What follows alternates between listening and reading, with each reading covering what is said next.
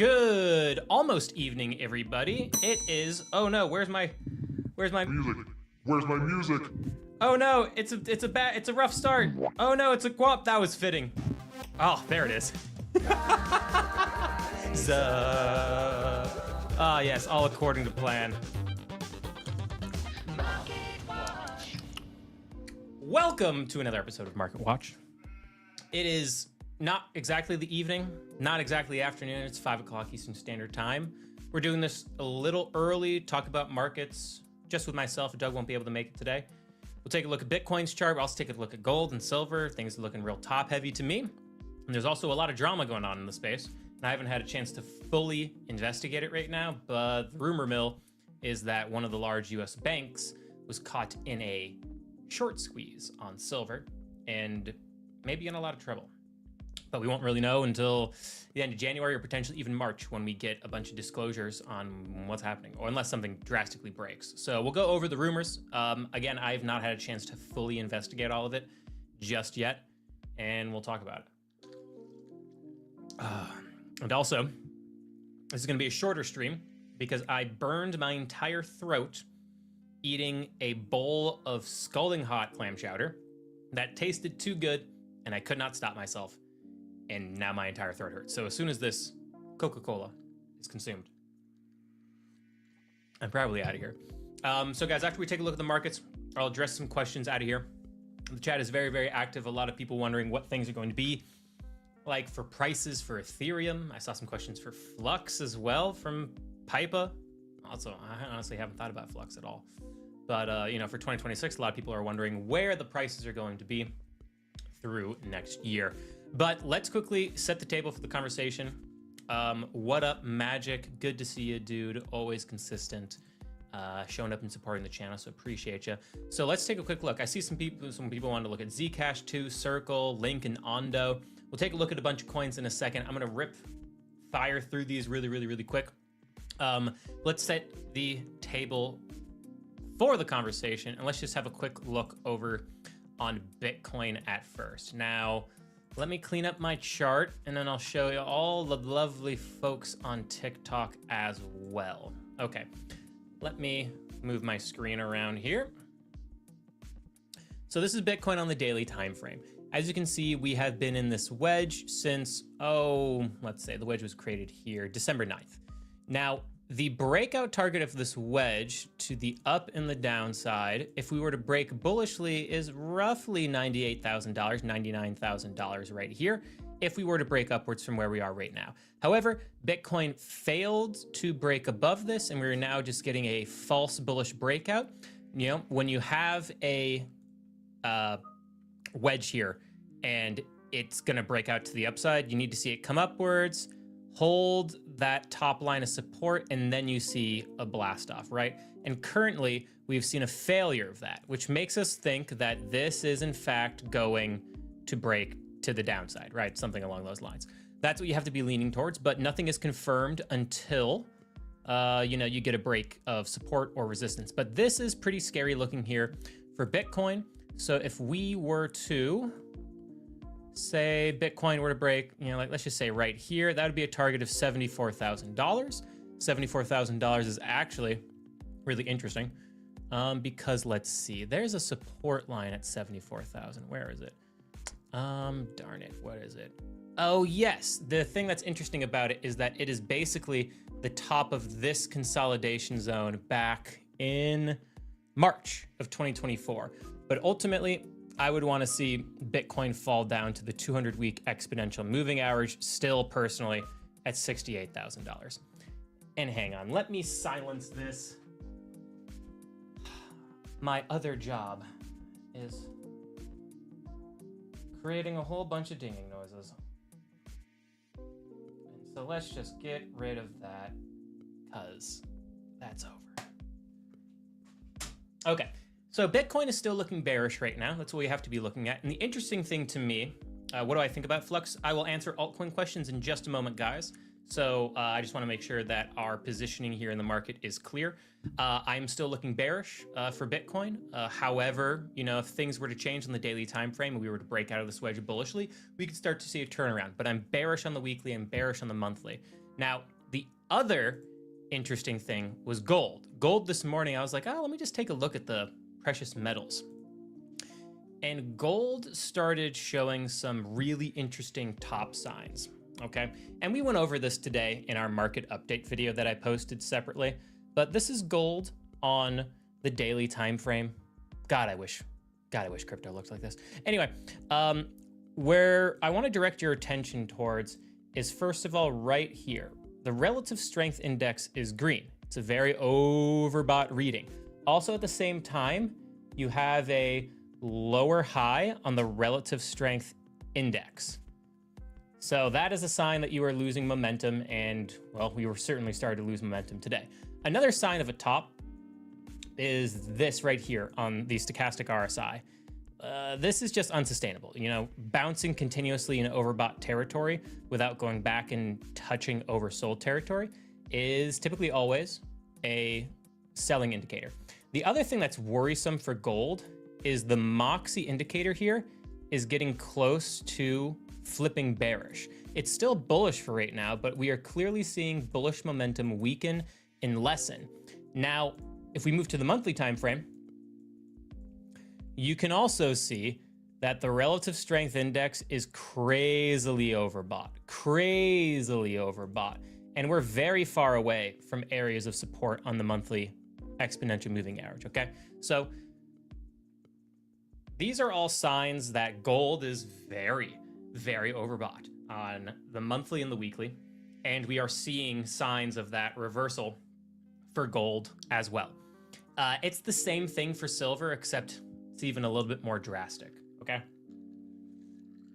So, in the shortish medium term, we're bearish on Bitcoin. You got to be bearish at gold right now. If you have profits, I would certainly be taking some just to manage your risk. And then if gold and silver go down, Bitcoin probably goes down too. Now, the narrative, though, is still very strong for precious metals. I think we're still overall in like a macro setting that's very good, and we'll eventually pick up things like Bitcoin and therefore altcoins as well, select altcoins. Because if you think about the macro environment we're in, there's a lot of money printing coming. Rate cuts are coming. You know, the new appointee of the Fed by Trump's gonna cut rates by a bunch. They're gonna be adding assets to their balance sheet. The US government just continues to spend money. Most other central banks are continuing to cut rates except for the Bank of Japan. And one other thing that came out that the Bank of Japan said today was that they are going to hike rates by quite a bit.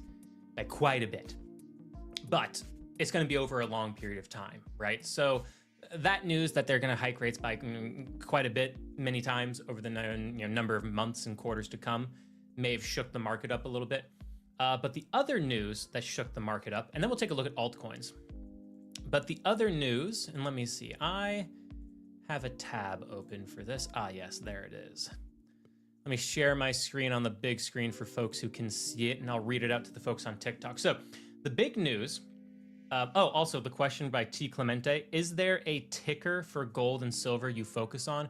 For gold, I just go to gold. For commodity CFD. So it's GOLD, dollars per ounce. That's the one I use. And then for silver is, silver commodity CFD, US dollars per ounce is what I use personally. So the story that's circulating is that a US bank is close to failing. So as this story is written, it is 11:01 a.m. Eastern Standard Time Sunday, yesterday, December 28th. Reports have been coming in claiming a systemically important bank, a major player in silver futures, failed to pay its margin call by 2 a.m. and it was liquidated by the futures exchange at 2:47 a.m. Eastern Standard Time. The reports are concealing the name of the bank, although people are speculating it is JP Morgan, but it is confirmed that overnight the Federal Reserve was forced to pump another $34 billion into the banking system through its emergency overnight repo facility. This $34 billion is on top of $17 billion it did 2 days prior to that. The bank involved is described as one of the largest players in the precious metals derivatives market, blew past every risk limit, breached every covenant, and exhausted every credit line. So it's a pretty scary headline. I've been seeing other analysts providing their own synopsis as well that is really starting to pinpoint on JP Morgan. The reason why people are focusing on JP Morgan is because JP Morgan filed an 8K on December 27th, disclosing almost $5 billion in unrealized losses on silver. At the same time, they flipped from being 200 million ounces net short to 750 million ounces net long. So this is saying that JP Morgan was down in an unrealized loss position on silver, which was their short on silver. So they had a short on silver and they were down by $5 billion. But they have a really big long on silver as well. That is about 3 times the size. So this could be an instance, and again, I haven't verified this. This is just what people are saying online, right? So the conversation is now like, hey, don't let this distract you because this is a momentary, oh no, the banks are about to collapse to cause and manipulate the market to go down. Meanwhile, those same banks have entered long positions that are 3 times the size. So how you do this is the bank had opened up short positions on silver on paper contracts. And now what they've done is they have gone and bought physical silver positions using leverage. So this is the largest position reversal in the history of the silver market. And it happened over the holidays, just like the EU, the European Union, pushing their CBD forward when nobody was looking. Honestly, didn't look into that. They, being JP Morgan, took the hit. The most important bank and financial industrial complex is short the dollar. So again, we need to do some more research on this. A lot of this we're not going to figure out exactly what's going to go on unless something breaks and until we get a bunch of disclosures from these banks, which isn't going to happen until March. But there's a lot of fear that a bank's about to go down. A lot of people are pinpointing January 31st. I don't know why. Again, I haven't had the time. I just want to relay the rumor mill that is happening on to all of you.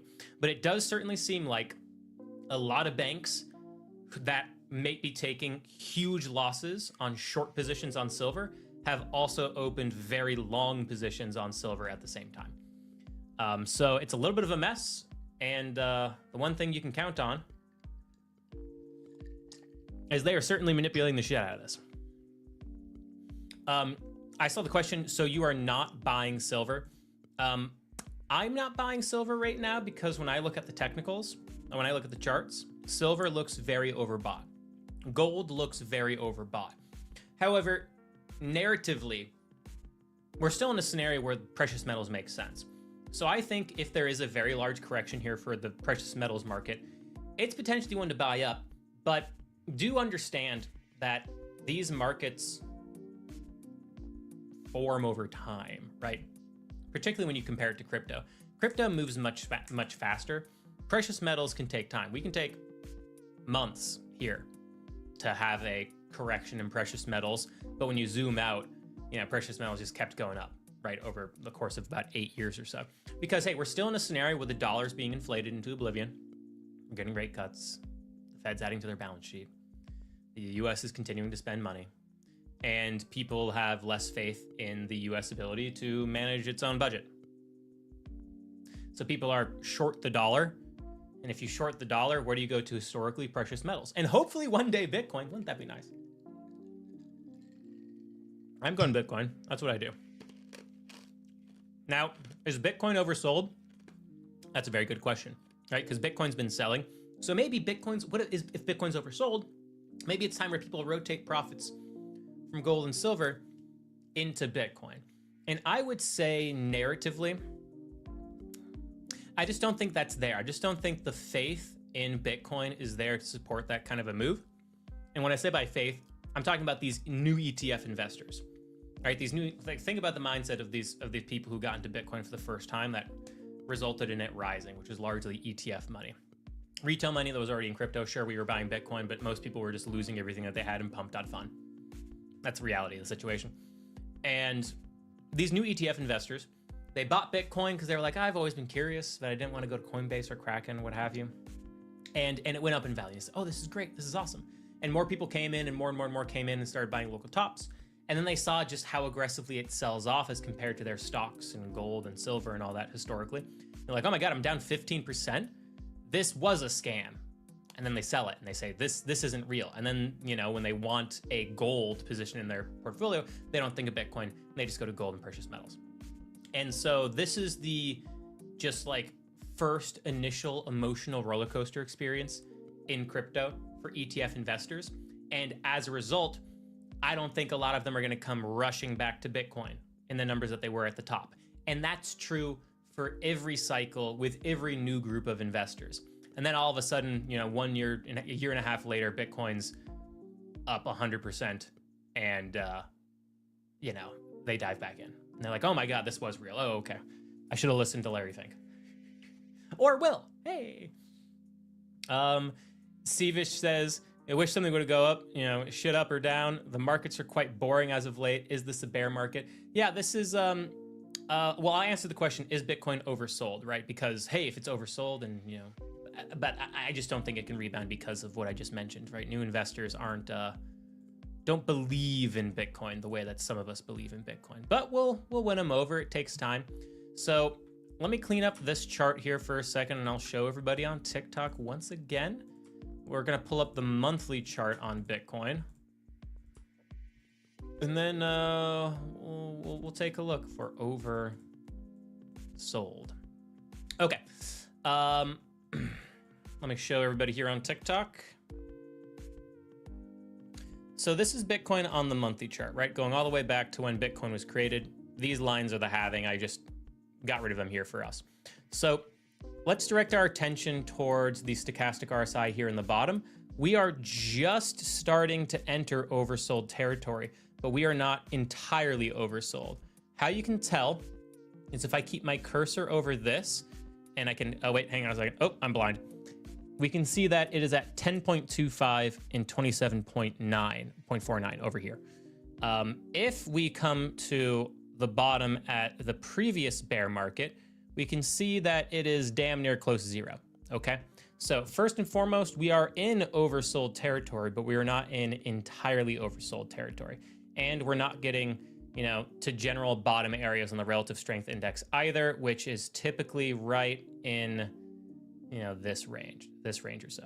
I'm not doing a good job with my cursor, but you guys get it.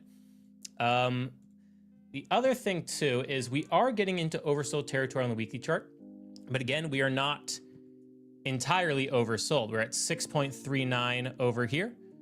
We are not at zero. Also, momentum on the weekly time frame, it is bearish, and we are not in oversold territory just yet, whereas previously in a previous bear market, we did hit oversold on the relative strength index. So is Bitcoin oversold? It's more oversold than just about any other asset class, but is it oversold totally in terms of the types of oversold readings we get from previous bear markets? No. Sadly, no. I also saw the question of, well, how low do you think Bitcoin can go? If we're looking at the weekly time frame, and I'll show a few examples here. Where I think we're going to go is between this pocket of the 200-week exponential moving average and the 200-week simple moving average, which is between $68,000, basically $70,000, to $56,000.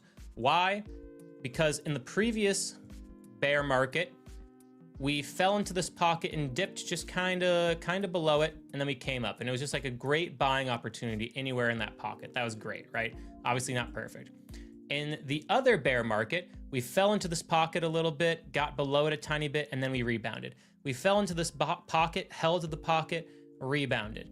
And then previous bear market before that, which was the first bear market that existed in Bitcoin, we fell into this pocket, dipped just below it, perfect buy opportunities, and then Bitcoin did great, okay? So historically on the weekly chart, the 200-week exponential moving average and the 200-week simple moving average is generally seen as a good time to be scooping up Bitcoin with an opportunity to maybe even buy a little bit below the 200-week simple moving average. And if we pull up the monthly chart, the monthly chart's 55-month exponential moving average is sitting at $55,000. So again, that would be right about here. right in the middle of this consolidation zone, 55-month exponential moving average sitting at $62,000. And in the previous bear run, we dipped just below it, got above, everything was great. Previous bear market, dipped right to it, held, dipped just below it, held, blasted off. And the previous bear market, hang on a second. Yeah, you can tell the 55-month exponential moving average didn't have enough data, but you can tell, we fell right to it, dipped just below it, and we would have blasted off again. So that is telling us that $62,000 to $55,000 or so, this general range, would be a great place to be buying Bitcoin if we get it. That to me, and there's no guarantee that we get that, right? That's just saying that, hey, if we get that, there's a lot of historical data points that tell us Bitcoin will start to recover there. And now I see the question about altcoins.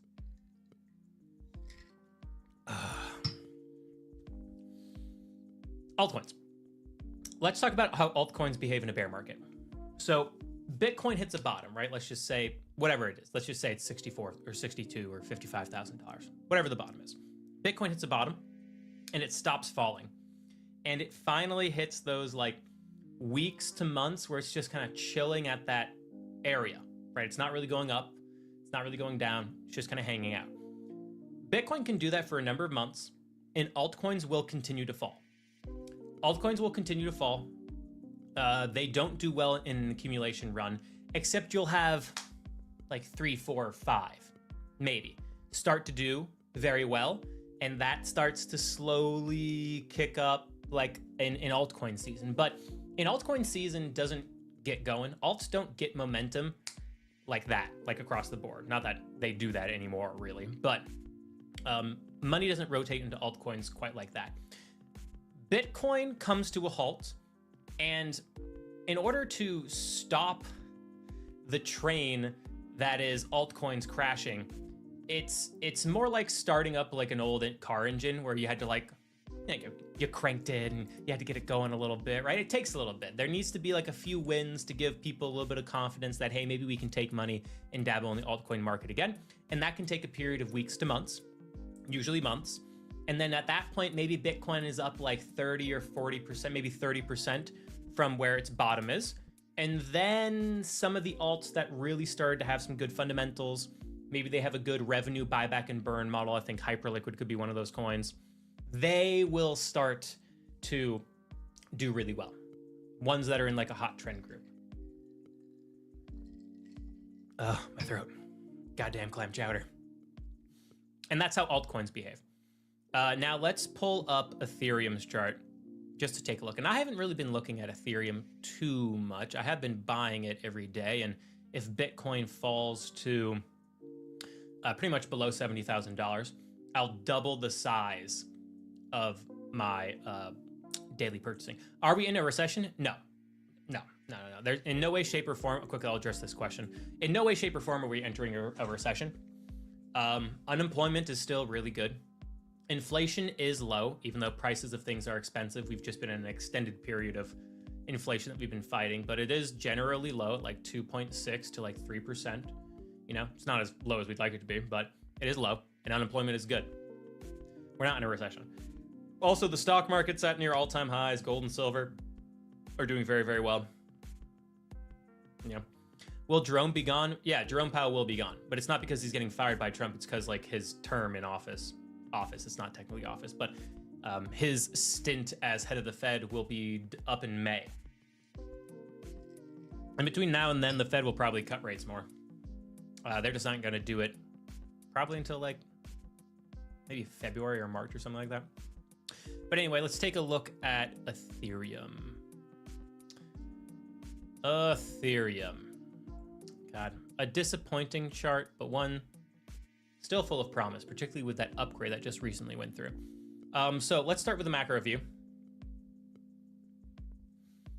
This is Ethereum on the monthly chart. Right, we're in this gigantic wedge here, and this is going back to 2021.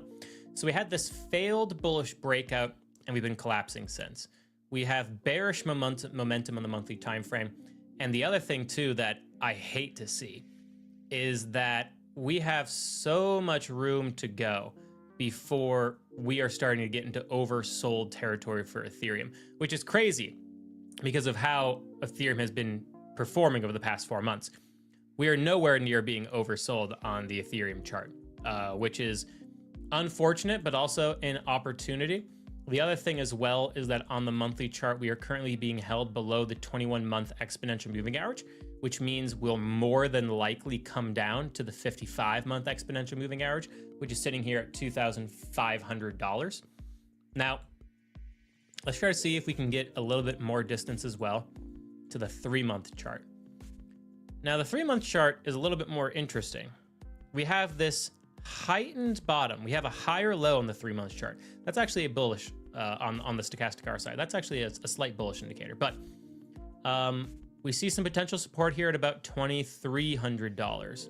Otherwise, nothing too clear here. Hang on, so let's go to the weekly time frame. On the weekly time frame, we're oversold, but momentum's actually about to flip bearish. That is not what you want to see as we're holding the 200-week exponential moving average. Back to the monthly chart. Yeah, it wants to fall to about $2,500. And then after that, it just looks like it has like several months worth of selling right here. Which is crazy because if Ethereum can start to get going at all, right? Ethereum finds a bottom, or sorry, Bitcoin finds a bottom, and then you have a couple more months of altcoins selling off. Clearly, there's room for that on Ethereum's chart from what we're looking at. Ethereum's upgrade that went through, which was called, what was the name? But anyway, it introduces a burn mechanic that's going to, as layer 2 activity continues to expand on Ethereum, burn more Ethereum tokens, and it's going to reduce the supply of Ethereum, potentially making it deflationary. Like, there's a real opportunity where Ethereum will be a harder asset than Bitcoin.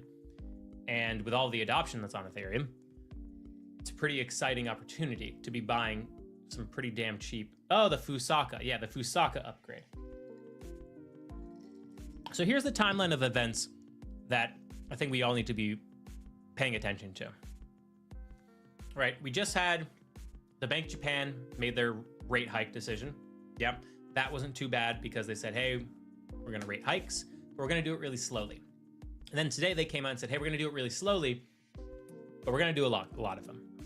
Now, January 15th is a very important day for crypto because that is when Morgan Stanley votes to potentially kick out MicroStrategy, now just Strategy, out of their indexes, which could create a whole FUD scenario of MicroStrategy having to sell Bitcoin, because that will cause somewhere between $3 billion to $8 billion worth of immediate selling of Strategy stock. And then people will be like, oh my God, Strategy it's done for, even though they have more than $2 billion of cash on hand, which anyone can go look up, by the way, because they're a public company. And they won't have to like turn the lights off. They won't have to sell their Bitcoin. They have a lot of cash to keep the lights on for about 1.5 to 2 years. And then they're probably going to buy more Bitcoin. But anyway, January 15th, if Morgan Stanley kicks MicroStrategy out, you'll have a big FUD story. You probably see a lot of emotional selling of Bitcoin. And then at the same time, at the end of January, apparently, and I don't know why, because I haven't done the research on this, but apparently you might get some news about what bank is failing, if one actually is.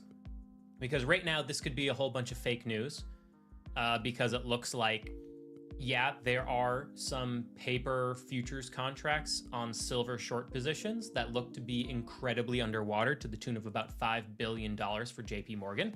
But at the same time, it looks like they opened up a physical silver position that is long, that's about 3 times the size. If that's the case, they'll take the loss on the short, and at the end of the day, they net profit with their long on physical silver.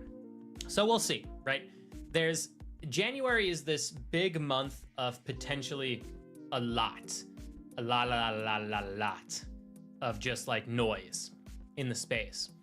And my advice to people is it pays to be patient. You know, you don't have to dive in at every red opportunity if you're looking at the daily and hourly charts. You know, wait until, at the very least, Ah, la, la, la, la, la, la, la. Wait until at the very least, you start getting some oversold readings on the weekly and the monthly chart stochastic RSI. And in the meantime, I think it's a really good time to be looking at what cryptocurrencies are actually like holding up in the market and which ones could actually be an interesting trend for, like a hot trend. Like, is it going to be AI? I doubt it. Is it going to be protocols that actually make revenue? I think so, and that have some kind of buyback and burn mechanic. Sky is an interesting token. Let me put you guys onto Sky real quick, because while everything was selling off, Sky, which is formerly, oh God, what is it? It's like an OG. Hang on a second. What was Sky?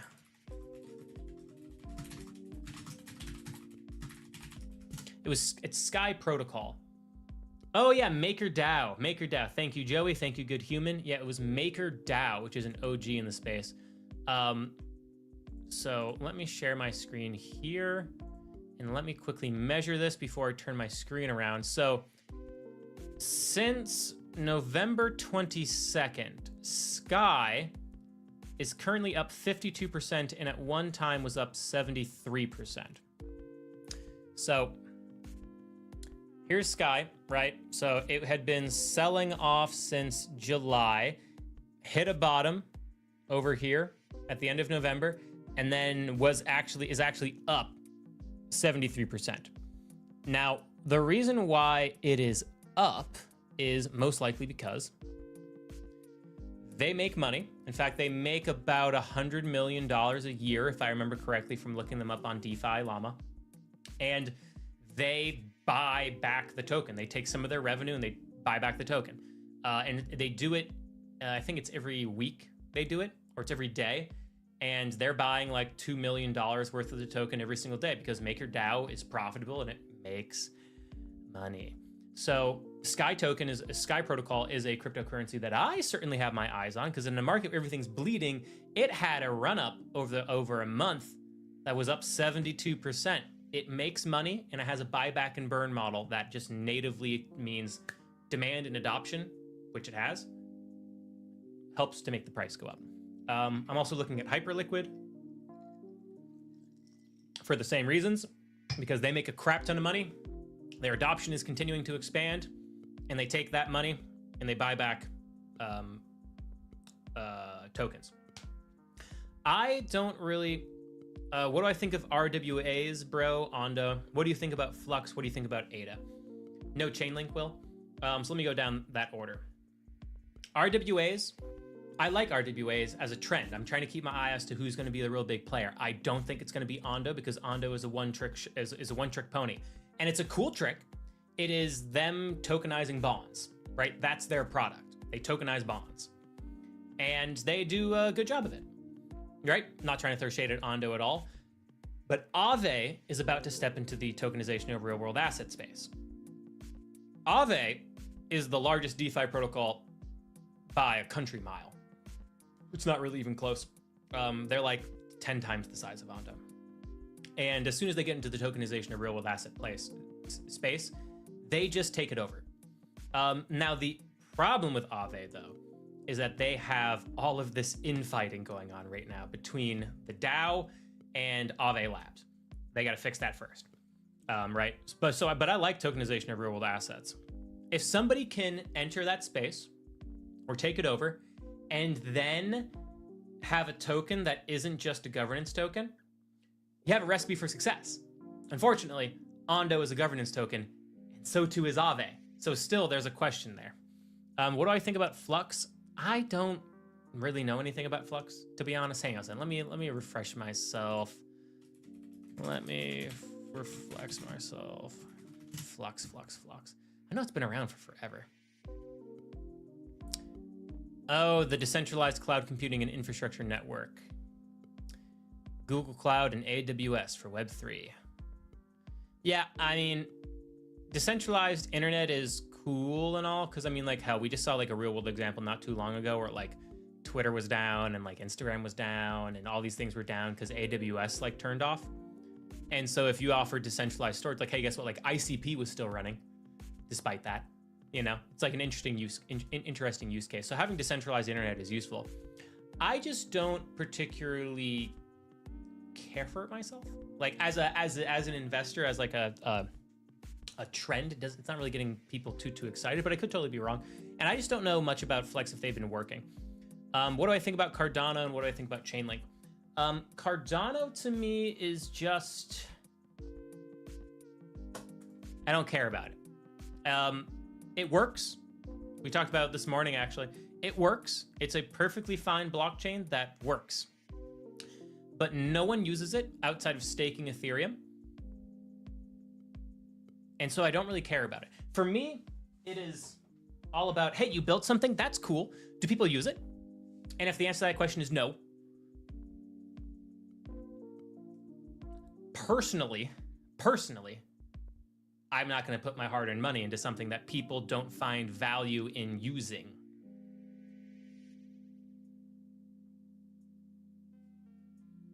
Right? That just kind of makes sense. Chainlink, I like Chainlink a lot. For me, I don't find a need to buy Chainlink because for me, I would buy Chainlink if I want exposure to the key infrastructure of crypto, which is Ethereum, Solana, and Chainlink right now. And you could argue Avalanche as well. But it's those three. And I feel like I have enough exposure to the infrastructure of crypto simply through investing in Ethereum and Solana, personally. But I like Chainlink a lot. I was really glad to see in 2025 this year, like the token came alive a bit and the price actually did well. So I think there's actually an opportunity for people to make money off of Chainlink moving forward, because I think there'll be a lot of people that go like, hey, I want to get exposure to this crypto space, but there's way too much bullshit. So like what are the pillars that this crypto space is built off of? Because I believe in the space, I just don't believe in what's in it. Then you go, okay, yeah, you buy Ethereum, Solana, and Chainlink, and maybe Avalanche, but Ethereum, Solana, and Chainlink. So I think that. What do I think about Ethereum? What do I think about ICP? What do I think about Pulse Chain? I don't have any thoughts on Pulse Chain, only XRP. Good luck. Hey, XRP arguably has the strongest brand in all of crypto, and that's certainly worth something. Ethereum, I love Ethereum. I think Ethereum is incredibly undervalued. And I think long-term, purchasing a little bit of Ethereum here and there when you can is going to be a really good idea, particularly for like a retirement fund. Pengu been doing crazy volume. Yeah, Pengu's been doing a lot of volume. I expect it to be the leader in volume for meme coins, but I also expect it to go down quite a bit more. But then again, I haven't looked at Pengu in a while. Let's see. Actually, where's my Pengu chart? I'd like to buy some. Ooh, it's actually, it's getting close to my buy zone. So I've done nothing to this chart. Let me share my screen on the big screen. And so this is Pengu on the daily time frame. And this block here is my ideal buy target. We're starting to get into overbought territory, so we might actually start to get a sell-off, right? We failed all these lines of support. And let's clean this up a little bit. Let's go to the weekly chart. Let's go to the weekly chart here. Yeah, I want to see Pengu fall back into just like this general consolidation range that is between 0.008 and 0.004, let's say. So, you know, below half of a penny. That's where I'd love to be buying some Pengu, because personally, you know, I don't like meme coins. Typically what I've done in the past, I took like $1,000 or $10,000 or something, whatever the number is to you, and I would just divide it up amongst 10 different random meme coins, and typically one would pay out really well. 7 of them would go to zero, and 2 of them maybe get me like a 20% or a 30% gain. And I'd take those and be happy with it, but then I'd have one that was a real winner. This last cycle, that was PopCat for me. It gave me a 124x. But again, it was only like $1,000. It was only $1,000, but it was still really fun. Typically, that's just what I've done with meme coins, because I've never really had an interest or a reason to think about one moving forward in like a serious way. But Pengu is the fastest growing IP in the world. And they make a bunch of money. They have their own layer 2. And I think they do some interesting things. So like I still have some Pengu, and I'll be happy to buy some more when I think Bitcoin's at a bottom, and just buy a little bit, right? Not a lot, buy a little bit. I have a message from the other side of the world. Buy XRP and Polkadot. Hey, I think you can make a lot of money off of XRP. I don't know about Polkadot, but you can certainly make money off of XRP. Thoughts on the Solana lawsuit? Oh, I'd need Alex or Evan here, Dyer. Let me take a quick look over here on Facebook and YouTube, because I know there's some comments that I missed. Oh, I did see Palmer did ask a little while ago. We went over a few things here, but what is my estimate price on Solana? So we haven't taken a look at Solana's chart. So I have Solana's chart open here. Let's pull it up. Yeah. So Solana's definitely going to go down to, at the very least, $107 with the 55-month exponential moving averages. But I'd really like to see Solana between $77 to $42, which might sound crazy to you. It might sound crazy, and it might be crazy. But that's where I'd like to see it, right? Understand what I'm saying? That's what I'd like to see happen. So this is Ethereum on the month, or sorry, not Ethereum, Solana on the monthly chart. And this range here between $77 to $42 is what I'd like to see, because typically, like, there's just a lot of dead space here. There's not a lot of price action. We just kind of blasted through it. We're very close. And typically when that happens, just in my experience, the chart tends to color it in, if you know what I mean. So this is me just being like, hey, if that happens, you know, this is my range down to, you know, the tips of this consolidation zone. But let's see, if we zoom out a little bit more, nah, that doesn't really help us. Let's go to the daily time frame. So here's one thing that I'm seeing that's bullish, right, across all cryptos. And it is the Moxie indicator here is ticking upwards. Bearish momentum is very strong. That's how we read this. If we're below the zero, bearish momentum is strong, but it is starting to move upwards, which means that bearish momentum is starting to lose its momentum. And we're getting to a point where we can start to expect to see more good things in the market than bad things. But, you know, unfortunately, we're just not there yet. So the top of that range, again, is Solana at $77. There's a lot of support there. And if we dipped below that, I probably went too low. It's probably $50. It's probably $50. Could you imagine having an opportunity to buy Solana at $50? Probably not going to happen, but I would love to see it. I would love to buy some Solana there. So again, what I'm doing is I have a daily dollar cost average, and I have a fat amount of stable coins, and I have my Bitcoin. And I purchase Bitcoin, Ethereum, and Solana every day because I believe in them long term. And once Bitcoin, if it does, right, no guarantee here, but if Bitcoin is below $70,000, really, because I think it gets between that like 54 to 68 range is what I think. So if Bitcoin's below 70,000, I will double the size of my daily purchase of Bitcoin, and I will increase the size of my daily purchase of Ethereum and Solana by 50%. Then once I start to see Bitcoin has started to hit a bottom on like weekly and monthly timeframes, and I feel good about it, like I hit those historical ranges we talked about at the beginning of the stream, which was, again, the 200-week exponential moving average and the 200-week simple moving average, combined with the 55-month exponential moving average. If we're in that range, and I get a double bottom or something on Bitcoin, try to go, cool.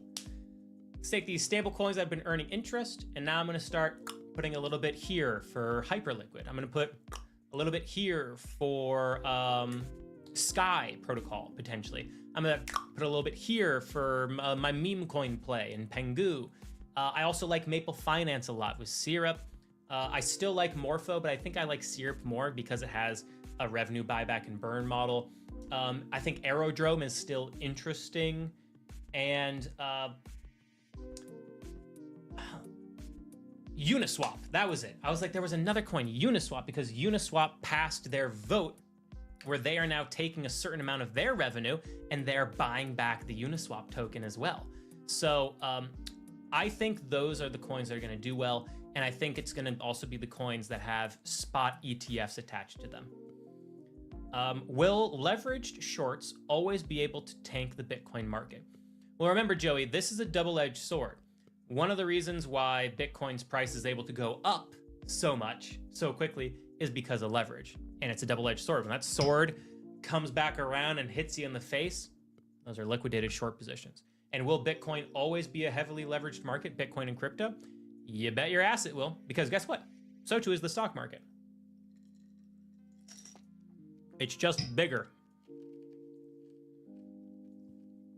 Will CRV be a contender? Curve? I doubt it. Canton Coin? Wait, Canton Coin? I know there's been a lot of chatter about it. Evan and Alex looked into it and I didn't. Isn't this a platform crypto? It's another platform cryptocurrency, isn't it? Canton Network is an institutional blockchain network designed specifically for banks, asset managers, and financial market infrastructure that needs privacy, interoperability, and regulatory compliance. Bearish. Now, that sounds good, right? An institutional blockchain network. Okay, cool. Institutions are here. That's what gets people excited. News headlines, all that stuff. Banks, asset managers, financial market infrastructure. Okay, cool. That all sounds good. That need privacy, interoperability, so the ability to work with other blockchains, and regulatory compliance. Guess what? Ethereum and Solana and Avalanche already have all those things. Avalanche enables you to build your own blockchain specifically to your own company's specific use and needs. Even Cardano. Cardano just released their Midnight upgrade to enable the building of private blockchains. Like, you can build these things on current infrastructure that has way more money, way more people, way more developers as well. So I think Canton is a lot of really good headlines, but it's just like, we don't need, the space doesn't need more platform cryptocurrencies. We don't need more of these blockchain networks, right? And if new competition comes in, like, I'll change my mind on Canton, I'll change my mind on pretty much everything if they get adoption and users and decentralized applications to build on them. But just because something gets released doesn't mean I get excited about it, because everything that they say that they are like makes them special. Guess what? They're not. It's not actually special. You can do all of that stuff on other things that have more money, more people, more users, more developers, all that kind of stuff.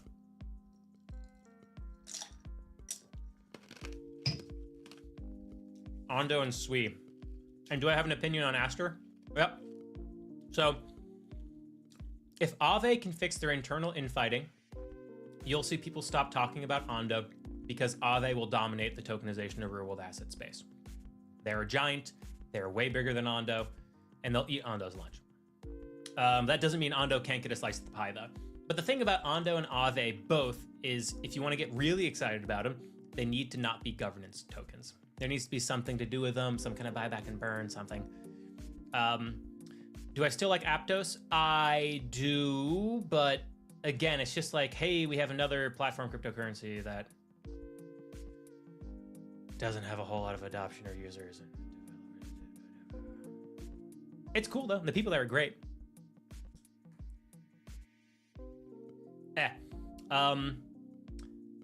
And then Sui. Sui is the #2 best blockchain that came out over the past 2 years or so, with #1 being Hyperliquid. Hyperliquid was the winner of the past 2 years. And then Sui, the issue with Sui, and we talked about this morning also, is that despite its token doing really well, and despite a lot of money showing up on chain for it,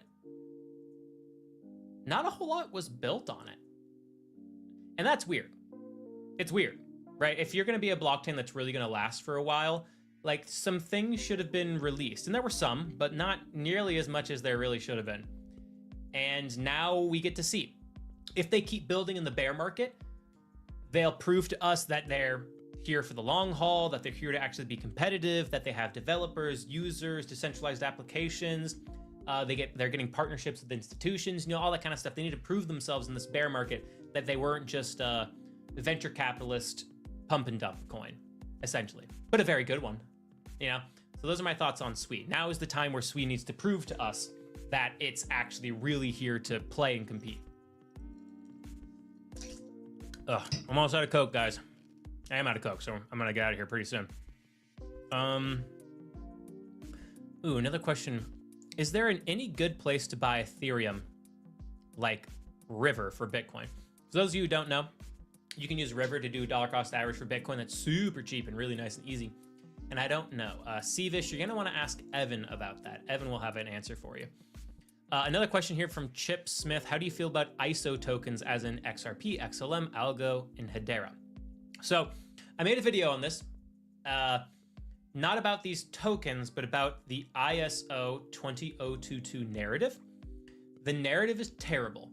That doesn't mean that those tokens, again, XRP, Stellar, Algorand, or Hedera, don't have good things going for them. XRP, I have been a critic of XRP for years, but XRP has maybe the strongest brand in all of crypto. And that in and of itself is valuable. Stellar, XLM, has a ton of really good adoption amongst institutions. They just don't really talk about it, but they have a ton of adoption amongst institutions, and they're doing a bunch of good work, in particular with MasterCard. Algorand has like a pretty solid dedicated community online. It works well. They just need more things and people being built on them. Honestly, from like something that helps to make the price of something go up, Algorand is the weakest of these four. And then you have Hedera. Hedera has a really great team. I know the team. They're wonderful, super smart. And also it was one of the Dino coins that performed really well as well. It pumped with stuff. So like there's the opportunity for it to pump and do well. Also, like all of these coins have some good things going for them. The ISO narrative though is stupid. In short, this is a messaging standardization across the global financial system. And the thought in the crypto space that was really spread by BitBoy, who was the largest crypto influencer before his fall. He's alive, but not really around much. And then other people kind of ran with it. And it was the idea that you had to that these institutions would only use cryptocurrencies and blockchains that were ISO 20022 compliant, like those four we mentioned. There are others. And so we should all invest in those because they'll replace Ethereum and Solana because those aren't ISO 20022 compliant, and the institutions will be forced to use these. So let's get in early, make millions. Now, that is a bad thought process because you didn't ask a follow-up question. I'm not saying you yourself. I'm saying like these influencers don't ask the follow-up question of like, oh, well then why are these institutions using Ethereum and Avalanche and Solana and others if they're worried about ISO 20022? And then you go to Google or you go to ChatGPT or whatever and do just a few basic questions. And here's the thing. Institutions today are using Ethereum and Solana in an ISO 20022 compliant way already, because this is just a messaging standard. And if you have the blockchain here and it's doing settlement and security and decentralized applications are being built on it, what have you, and then you have the institution on top that is messaging and communicating to all of these institutions, that messaging is being done in an ISO 20022 compliant way. So all of this money payment systems that WisdomTree is doing, MasterCard is doing with Stellar, although that's ISO 20022 compliant, MoneyGram, Swift, using their partnership with Chainlink, and also Linea, the layer 2 on Ethereum, which is not ISO 20022 compliant, all of these things, right? And there's a whole bunch of other examples. They are using blockchains that are not ISO 20022 compliant to do stuff that they make ISO 20022 compliant. So this conversation, and this is my bow on this, then I'll head out of here. Maybe we'll take one or two more questions, is if they can do stuff today using these blockchains that have higher levels of security and reliability and proof of working for a longer period of time in a way that's compliant, then there is no competitive advantage for using a blockchain that is compliant with this, because it's a non-issue whether they are or are not for institutions. And then the entire argument that you have to invest in ISO 20022 compliant cryptocurrencies falls apart like the pulling of a string of the sweater of these lies. Or not necessarily lies. Usually it's just people who don't ask follow-up questions because we're in the business of making content, baby. Who cares about what's accurate? Just be first. And anyway, that's that. Have I sold most of my altcoins? Yes, I have, but I still buy Ethereum and Solana every single day. I still have a little bit of Pengu because I'm like, whatever. I think it goes. I think at some point that meme coin gets hot again. And yeah, otherwise, I just have all my Bitcoin I've been buying for years and years and years and years and years. Hey, my throat is starting to kill me, so I'm gonna get out of here, everybody. So apologies for the short stream. Wait, Otavi, do you have a question? I'll take your question. The wait was way too dramatic.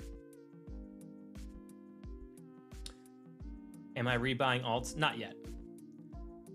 Is Ledger a decent cold wallet? I've used Ledger since 2017, and right back in the day they had like one product, and now they have like 5 different products or something. I think Ledger is really good. However, I would say depending on how you use cryptocurrency, if you interact with cryptocurrency via your computer, Ledger is great. Trezor is also great. Those are the 2 I'm most familiar with if you're used to using on your computer. If you use your phone, however, I would really say take a look at Arculus. You can do a combination, and to be fair, they are a sponsor of this show, but we chose them because we like them a lot. You can also take a look at Tangem as well and do a competitive analysis. I have 2 videos on a comparison of those 2, so feel free and take a look. I think Arculus forces you to be more responsible. So Otavi, I would say go and take a look at that. In fact, hang on a second. No, that's not it. Come on, TikTok. Come on. Here we go. So, I don't know why it doesn't do this. So if you use crypto mostly through your phone, you can get the Arculus wallet through the TikTok shop. And if you want some money off, you can put in the code ARCURUMS, ARCURUMS, and you can put that into the TikTok shop and get 10% off or $10 off. It's the same. It's about $100, so it's, 10% is $10. Also, if you go directly to their website and get it, you can put in the code RUMS10, RUMS 10, and you can get the same $10 and 10% off. Yeah, there you go. If you're interested, hop in and grab it. Arculus is super easy, says Crypto Angel. Hell yeah. I mean, yeah, it is super easy. It's one of the really nice things. I will say, like, I do some crypto stuff on my phone. I do a lot of crypto stuff on my computer. I have a Ledger. I have an Arculus. It is nice with my Arculus just being like phone, tap with the card, thumbprint, pin, I'm in, and I don't have to like grab a cable and put it in my computer and stuff. It's a simple thing. It's a small thing, just like not having a cable, but it's nice. What is my Pengu DCA target? We went over it earlier, but anywhere between 8 cents to like, oh no, not 8 cents, 0.8 cents to like 0.4 cents. So 0.004 and 0.008 in terms of dollars. Get that throat goat. Bonnie Blue sponsors it. Hell yeah. Except she's in jail. I saw on the interwebs. Which is a little bit funny. Tangem. So, Tangem is also a good wallet. Here are the things I don't like about it. It's similar in the sense that you have a card, tap it on your phone, you get access to the mobile app. It can be simpler to set up if you need like an idiot-proof way. I don't like saying that, honestly, but like an idiot-proof way to set up a wallet. You can set it up, but by doing that, you do bypass some things that are particularly good to do in order to be like really secure. Like you can set up your Tangem wallet without recording and writing down your password, your recovery phrase, essentially. So if you lost the 3 cards that you get with Tangem, sorry, your cryptocurrency is just gone. So with Arculus, it doesn't give you that option. So granted, you could get the Tangem wallet and you can optionally choose to write down your passcode or your seed phrase, which is what it's called, which is like 12 to 24 words. Write down on a piece of paper, or 2, save it somewhere. And if you lose the 3 cards they give you, you can just get more cards and use the seed phrase and get it back. But I like that Arculus forces you to do that, and it forces you to be responsible, and your laziness can't put you in a weak and vulnerable position. And at the same time, the cards by Tangem are plastic, the cards by Arculus are metal, and the metal just feels nicer. It's more durable. I don't have to worry about it being damaged quite as much. I like Arculus. But take a look. I also think that the mobile application they have is just like a little bit smoother and slicker, but that's just like a UI difference. So yeah. My throat's killing me, guys. I'm gonna go. So thanks for tuning in. I'm sorry for the short Market Watch episode today, but I will not be live in the morning either. It'll be just Alex and Evan because I have to go grab a flight. But I'll be back on Wednesday, which is New Year's Eve. Yeah, that's New Year's Eve. So anyway, I hope everybody has a great rest of your day. It is now officially evening, and I'll see y'all online. Take care, do good things, be good people, make a bunch of money.